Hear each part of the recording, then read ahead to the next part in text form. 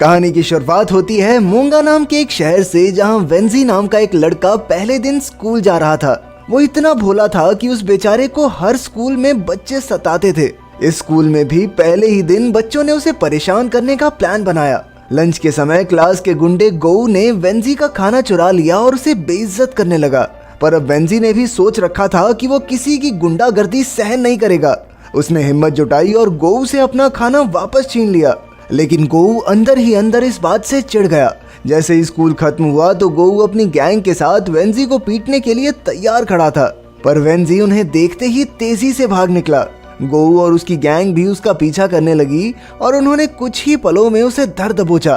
फिर वो मिलकर उसे बुरी तरह पीटने लगे, पर अचानक वेंजी के जूते पर कुत्ते की पॉटी लग गई और इसी की मदद से उसने बदमाशों को डरा कर भगा दिया। उसी वक्त गोऊ की दुश्मन गैंग भी वहां मौजूद थी और ये सब देखकर वो जोर जोर से हंसने लगे। तब उस गैंग के लीडर जायलोंग ने वेंजी को अपनी गैंग में शामिल करने का फैसला किया। फिर अगले दिन जब वेंजी स्कूल पहुंचा तो जायलोंग और उसके दोस्तों ने उसे अपनी गैंग में शामिल होने का ऑफर दिया।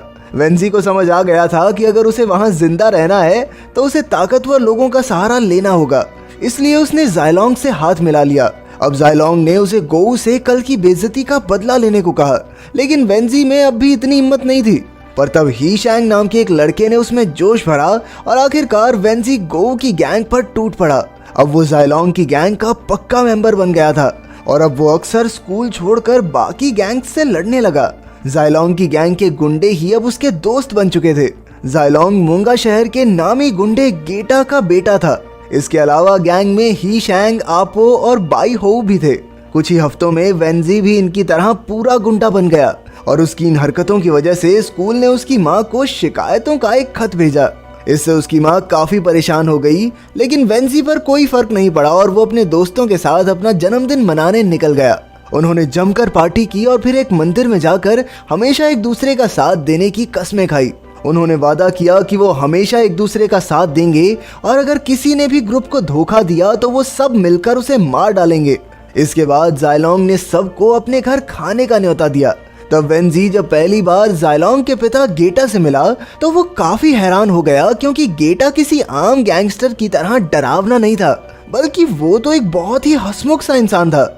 लेकिन जल्द ही असलियत वेंजी के सामने आई जब उसने देखा कि गेटा अपने दुश्मनों की कटी हुई उंगलियां देखकर खुश हो रहा था। फिर कुछ दिन बाद जायलोंग अपनी गर्लफ्रेंड सिमी से मिलने गया तो उसके दोस्त भी उसके साथ आ गए, लेकिन जायलोंग सिमी से बात करने की बजाय अपने दोस्तों के साथ ही रहा, इसलिए वो गुस्सा होकर वहां से चली गई। उसी वक्त गोऊ भी आसपास ही था और जब उसने सिमी को गुस्से में जाते हुए देखा तो उसे बदला लेने का मौका मिल गया, इसलिए वो सिमी के पीछे गया और कहा कि वो जायलोंग का दोस्त है। फिर वो सिमी को एक सुनसान जगह पर ले गया और उसके साथ जबरदस्ती की।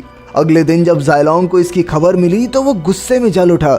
जैसे ही रात हुई तो उसने अपनी गैंग के साथ मिलकर गोऊ को घेर लिया और अपने अड्डे पर ले आया। जायलोंग ने बड़ी बेरहमी से गोऊ की आंखें, नाक और मुंह ग्लू से बंद कर दिए। ये देखकर तो वेंजी की भी आत्मा कांप गई। नाक और मुंह बंद होने की वजह से गोऊ सांस भी नहीं ले पाया और वहीं तड़प तड़प कर मर गया।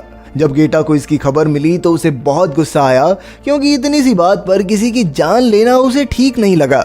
इसलिए उसने उन सबको गोऊ की हत्या करने के लिए सजा दी।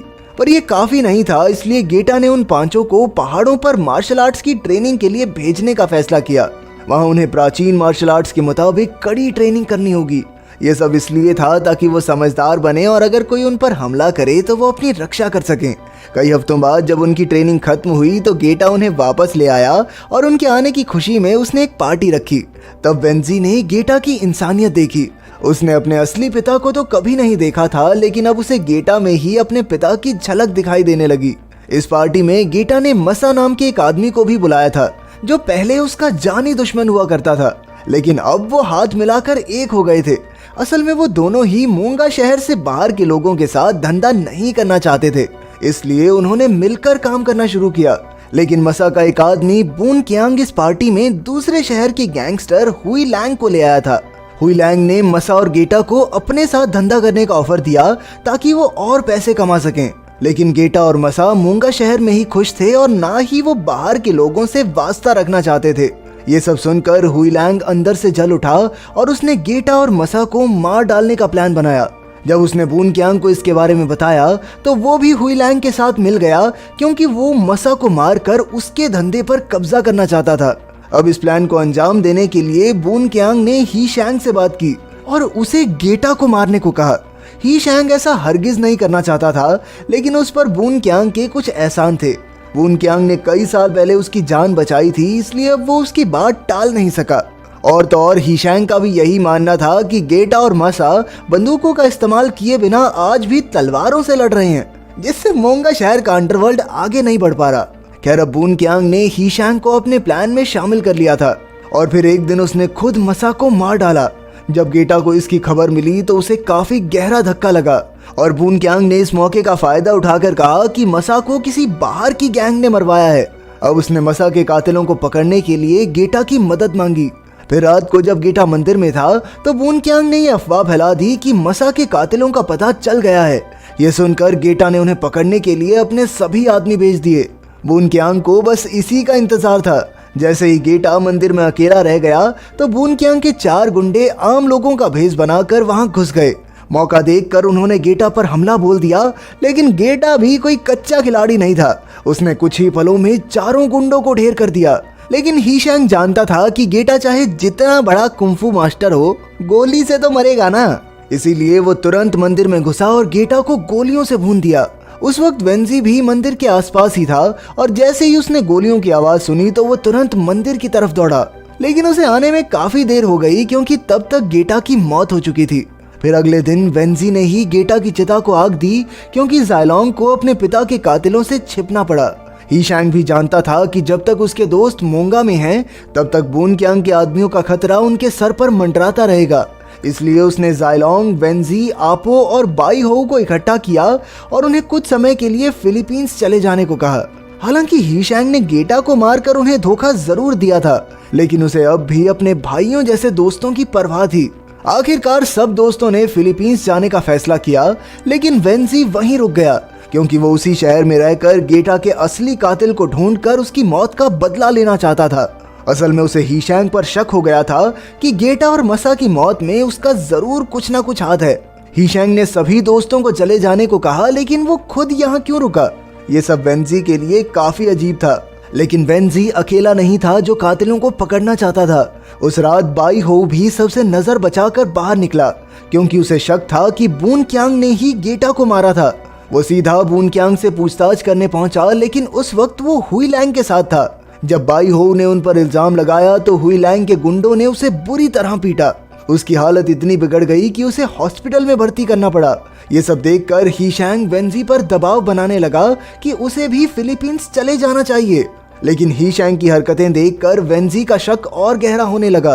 अब उसने ही शैंग की बात मानकर फिलीपींस जाने का नाटक करने का फैसला किया। इसके बाद वेंजी हुई लैंग से मिला, जो असल में उसकी माँ का पुराना बॉयफ्रेंड निकला। वेंजी जानता था कि गेटा के कातिलों से बदला लेने में उसकी खुद की जान भी जा सकती थी, इसलिए उसने हुई लैंग से अपनी माँ का ख्याल रखने को कहा। हुई लैंग ने उसे रोकने की बहुत कोशिश की, लेकिन वेंजी नहीं माना और वहां से चला गया। फिर रात को हुई लैंग वेंजी के घर उसकी माँ से मिलने गया और तब जाकर ये खुलासा हुआ कि असल में हुई लैंग सिर्फ उसकी माँ का एक्स बॉयफ्रेंड नहीं, बल्कि वेंजी का असली पिता भी है। वेंजी की माँ ने आज तक ये सच हुई लैंग और वेंजी दोनों से छिपा कर रखा था। जब हुई लैंग को पता चला कि वेंजी उसका अपना खून है और वो बदला लेने के लिए मरने मारने को तैयार है, तो वो तुरंत अपने बेटे को ढूंढने निकल पड़ा।